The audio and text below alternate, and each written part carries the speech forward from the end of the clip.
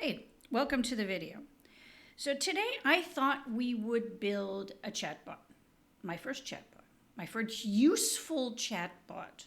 So I had this idea, and I've actually played around with it a couple of times, where I create a chatbot that has access to my Google Analytics account so that I could make requests to the Google Analytics API and get data back. Now, as you know, Gemini, or most AI chatbots, do not have access to your personal data. But using functions, we should be able to get access. And as I wanted to test functions with Gemini, I thought this would be a great way of doing that. And I think Google put out a video on how they showed how to do stuff with function calling. And it looked really cool. And I thought we should give it a try. So in this video, I'm just going to set up a basic chatbot that uses functions and lets me make certain calls, like do you have access, and how many accounts do you have access to, and list the names of my accounts. And that's what I'm going to do in this video. The next video, we'll do some other stuff, and we're just going to build on it because I suspect this is going to take a little while. So my name is Linda Lawton. I am a Google developer expert for AI, ML, and Google Analytics. So yeah, I should know what I'm doing. Well, at least Google thinks I do. So let's get started. So what we have here is a basic PyCharm project where I've just added the ENV. That's all I've done. Now we need to add a bunch of pip files for this, or pip packages anyways. We need, or we're gonna need, Google Analytics, Data API, and the Admin API. We're gonna need Gradio eventually because we want a really nice UI, and I'm a back-end person, I don't do UIs. We're gonna let Gradio do the UI for us. Then we're going to need access to Gemini. So we need the Gemini pip packages, which is AI generative language or something along those lines. So I'm going to go ahead and install all of those. Now I've also created a README. So what I will do eventually is add the list of the final pip packages that you need in this. We also need an ENV var to store all of our stuff. I like to use the API key, the model name, the credentials file, and my Google Analytics property, because yes, we can probably prompt the AI for a property, but I don't want to deal with that right now. We'll add that later. Now this should have us reasonably set up so we can get started. So the first thing we're going to do is we're going to use .env to load all of the variables from our env bar, because we're going to need them in this file or in this program. So once we have that loaded, get that out of the way, because if you forget to do the load.env, it causes issues. And that's fun to debug. Now, the first thing we need to do is we need a data class to hold our messages. Now, a message is a single message being sent, or a single conversation item, I guess you would call it in chat. It's basically for storage of history of the messages. Because the only difference between chat and a regular text call to Gemini is that you have to send the history. So a history comes in two parts. It's the message from the user, which is the role, and it's the message response from the model. So the user says, I want to order a pizza. The model says, what kind of pizza do you want? That is one conversation item. It comes in a pair, always, always, always. That is one of the main things you need to remember with chat calls to Gemini. It has to be in that pair for the history. When you make the initial request, it's just text that you send the user's request. But the chat history has to be that pair. It has to be everything what the user said and the model said. So for that, we're going to create a message class which will store the message and the content. So each message comes in that pair of from the role from the user and the content which is in under parts, which gets stored under parts. So then we always know that a single message in this case is either from the user or from the model. Now, the next thing we're going to do is we are going to create our Gemini service class. Now, I chose to do it this way just to, I don't know, I like classes and it keeps things neat. The Gemini service class is where we will initialize all calls to Gemini. And I use this in all of my samples for Gemini.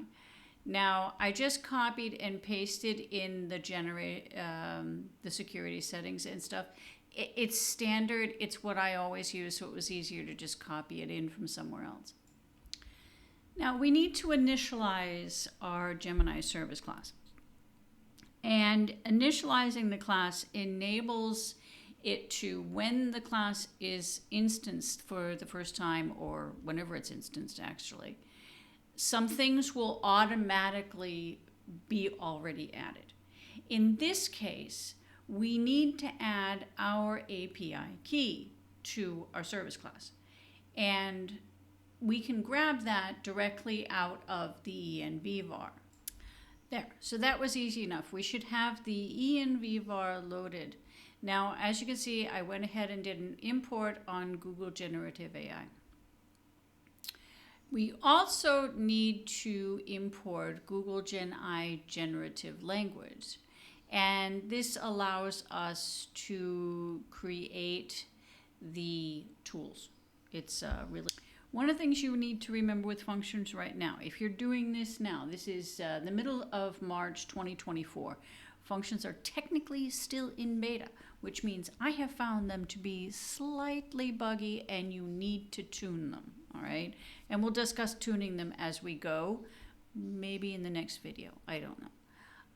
So the first thing I did is I declared a variable, and then I'm creating a function or creating a tool. They're actually called tools, but then you create a function declaration. So then I go ahead and I create a new GLM function declaration. And this is where you need to be very specific, because if it's going to hit this, it needs the name and the description of your function to be as accurate as possible to pick up what the user may be requesting. So if the user says, can you access my Google Analytics? Well, I guess a good name for it would be check access to Google Analytics. And then a description would be a function or tool used to check if we have access to Google Analytics. Now, technically, you could add more than one function so that it could hit other possible requests that the user may make, because I've noticed that it can be very picky about whether or not it hits the function depending upon what the user asked for. So you need to tune the name of your function and the description of your function to ensure that it will hit what you expect the user to ask. Because I question whether or not if we had typed, do you have access, whether or not it would actually hit this. Because the user didn't actually specifically say Google Analytics. It may not. So now we're going to create the actual model itself. And this is the model that we use to create all of our chat calls, to actually send stuff to the API. And to do that, we need to send the model name, which again we're grabbing from the env var.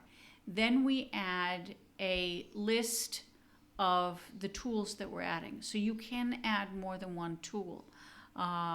Feel free to cascade it and have, as many tools as you want, depending upon what your application needs to have. Then we need to add the config, which we created a variable for above. That's the one that I just copied. Technically, you do not need to add the config or the safety settings. They will default to something that they've internally defaulted it to. I like to add it because then I can see what I'm setting it to, but I suspect this is the default that they have. I copied it out of their documentation, so it may be their default anyways. So I like to add it, but if you ever have issues with your safety settings, you can just remove the config and the safety settings and then try again, and a lot of the times that'll fix the error, so it's something in your safety settings, because it will kick out on safety settings. I had it kick out once on 1+1 as being harassment, which I suspect is probably true for some kids in school. Now, we need another function here. We need one that actually calls get completion. So this is basically, the user makes a request and we send that request to the API. But in this case, we need to send the history as well. And the history is messages. I actually could name that better. So if we send the history as messages, so all of the messages are stored in, all the history is stored in messages, and then the new message coming from the user is the message or the new message. Now, this is where things get slightly interesting. Due to the fact that Gemini is probably still in testing, it tends to kick out internal server errors a lot. So I went ahead and implemented exponential backoff with this call.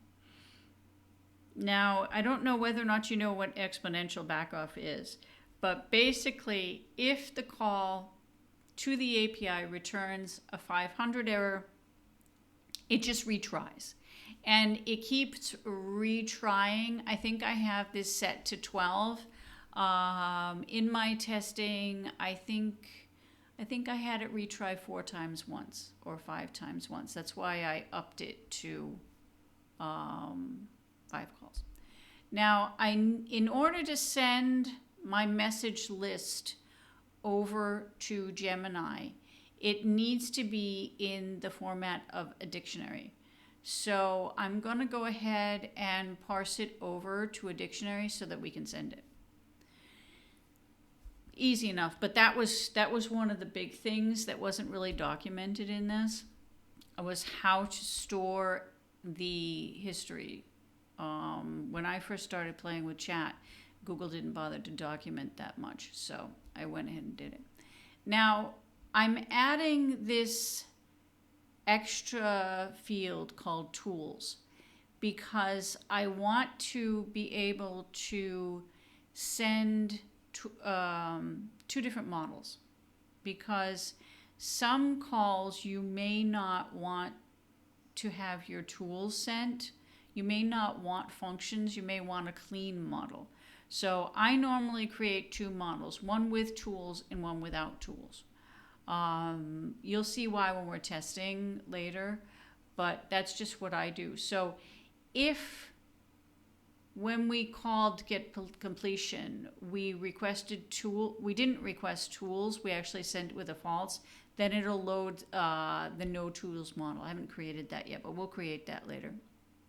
So now what we're going to do is we are going to send the history. You need to send a start chat to the model, and you send the history there.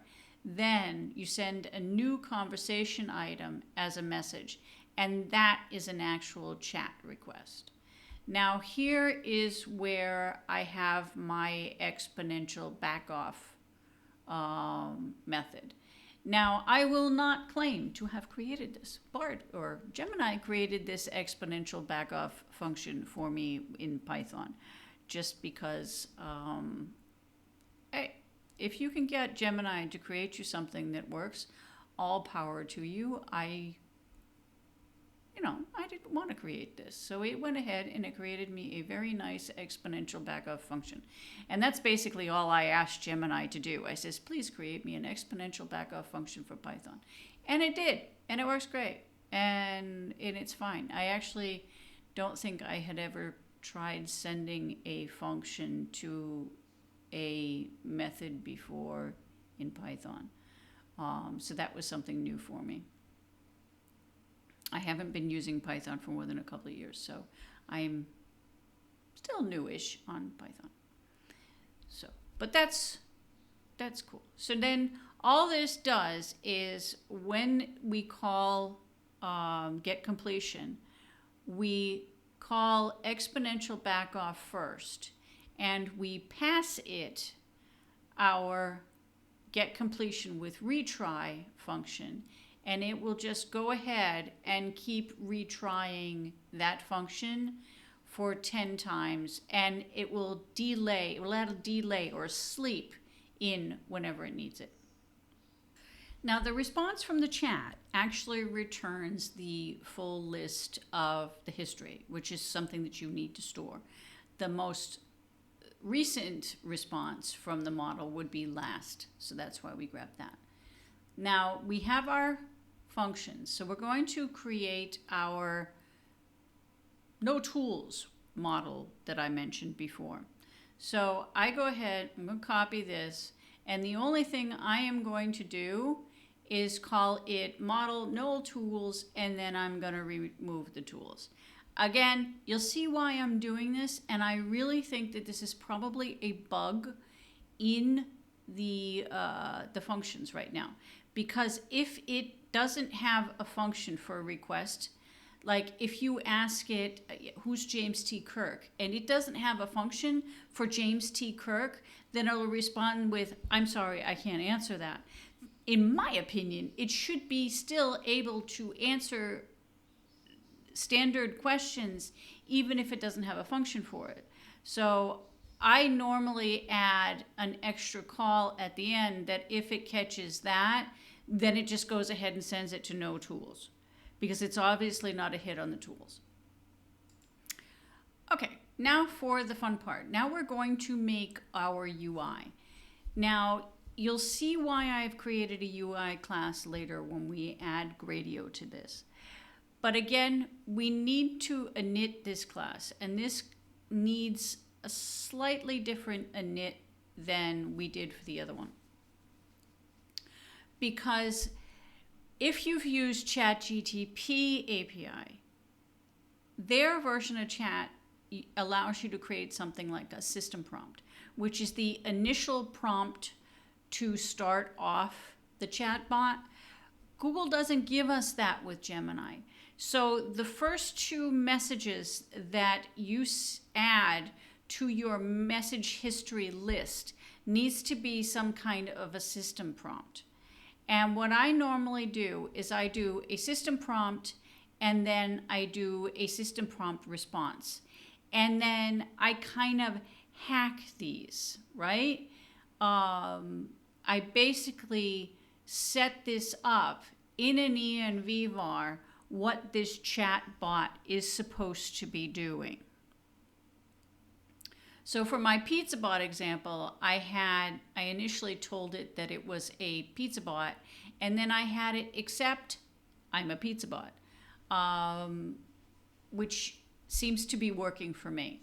So now I'm going to declare a service first. So when I declare the service, I'm basically just loading the Gemini service that we created before, and it'll run its init and grab its stuff. So now we already have our model created once the chat inits.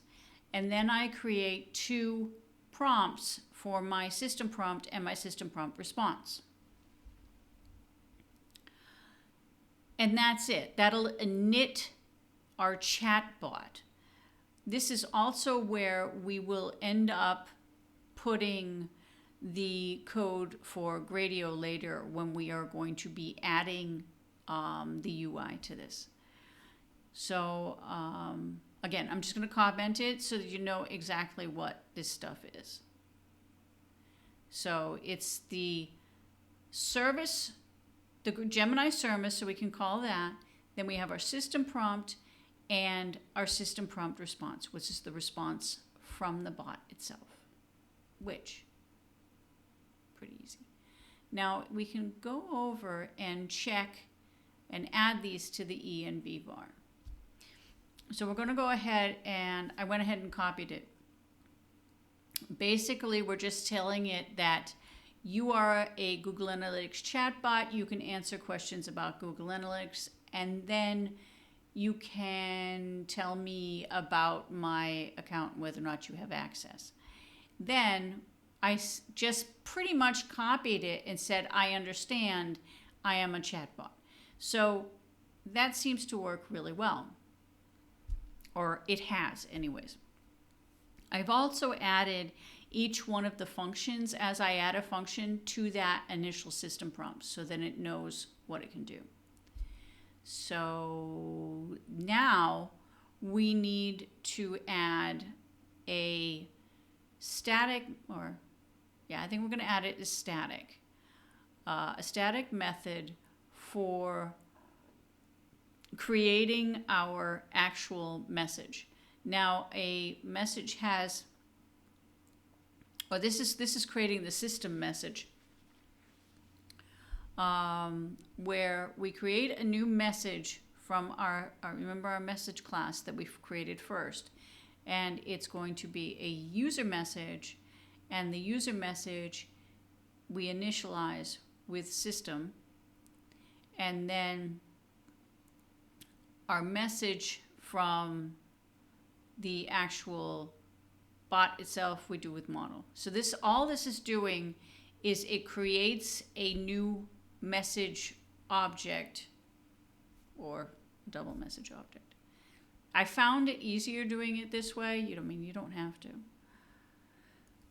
And then we're going to create our answer method. This is the method that's actually called when we want to answer something. So we send the message from the user, and then we send our chat history, and we get a string back. So this is what we'll be calling every time the user answers something,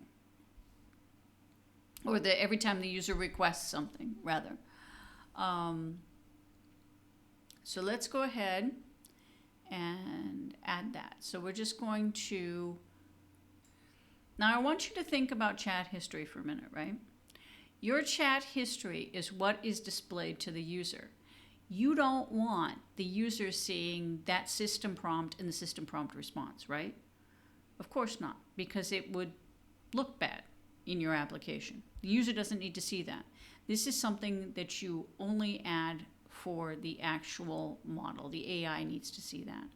So the chat history that you're sending to this method will not include that, or at least I don't include it, because I use Gradio, and Gradio isn't going to send that.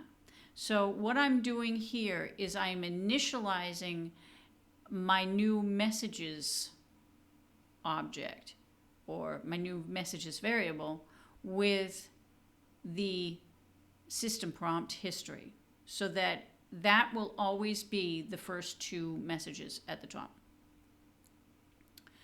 Then I go ahead and we're actually going to loop through each one of the chat history messages. Now I chose to do it this way because of the fact that Gradio doesn't return a chat history that I can send directly over to Gemini. So what I'm doing here is I'm just parsing it into something that Gemini can understand. So I go ahead and I append each chat history. Remember I said that a chat history is like a dictionary. It's like two items. It's the user's request and the model's response, right? So each one of these needs to be added individually to the message, to the messages object. So it goes user model, user model, user model, user model. You must always do it in that way.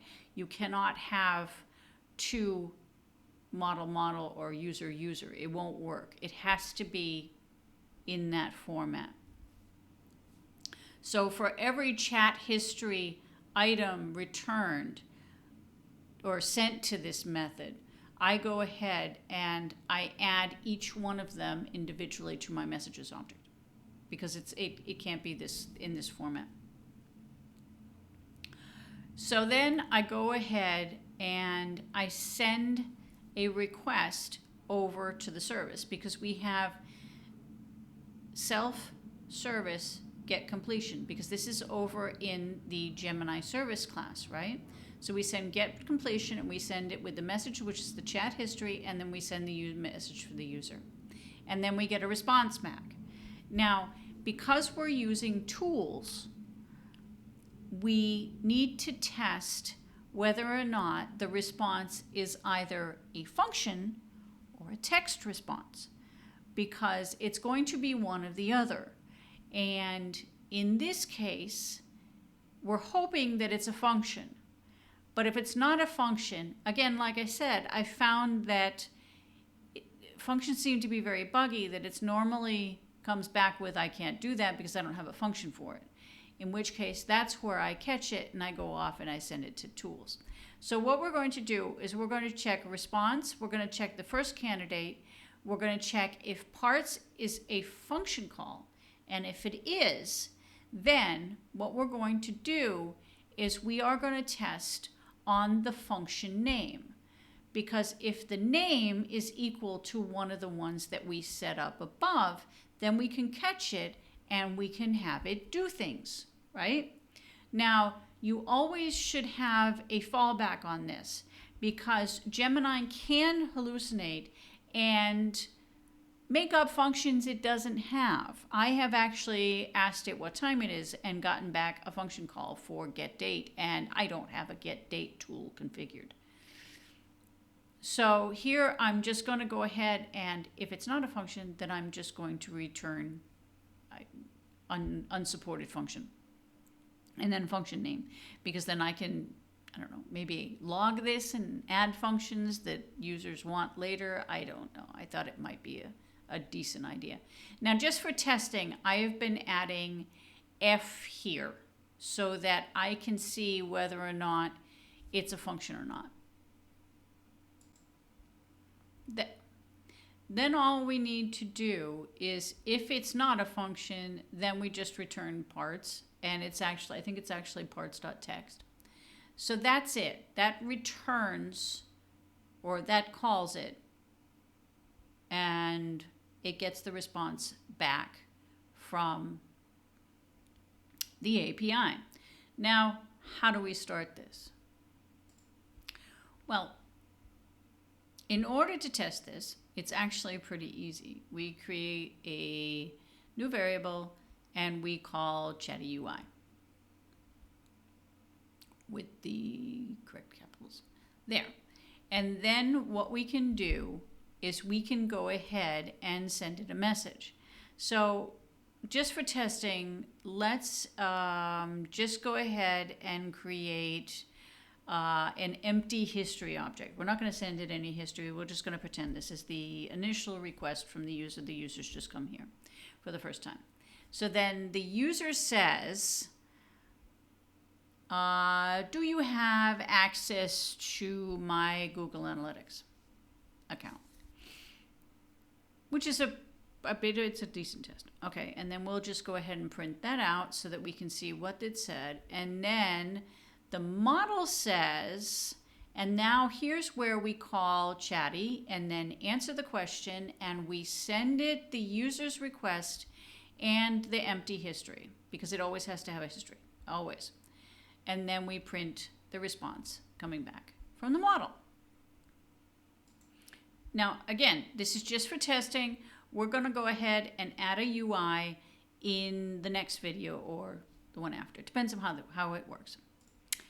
So let's run this and see what happens. We run it, and all right, here's the exponential backoff kicking in. It says, there, it says, I have access, which means it obviously went ahead and hit that function call, because all I did was I added some simple text to respond. It's not actually testing anything at this point. It's just responding with if I have access. Now, I think that's where we're going to stop with this video, because this video is like a half an hour long now, and I don't think I can edit it down any further and show you how this works. So in the next video, we are going to hook this up to Google Analytics. And I'm going to show you how to add a few more tools. We're going to have it check how many Google Analytics accounts I have and have it list them. And then we need to have a talk about how we're going to actually chain calls to build a report from Google Analytics. Because while single function calls is one thing, chaining calls, chaining function calls, prompting the user, what dimensions do you want, what metrics do you want, what profile are we going to be accessing, those kind of things. That's where this is going to get really fun and really interesting. And then I think at that point we're probably going to have to add a UI, because I don't think we can keep testing it command line. But for now, testing it command line worked perfectly, and that's good for them. So that's it for today. I hope you had a great day, and bye.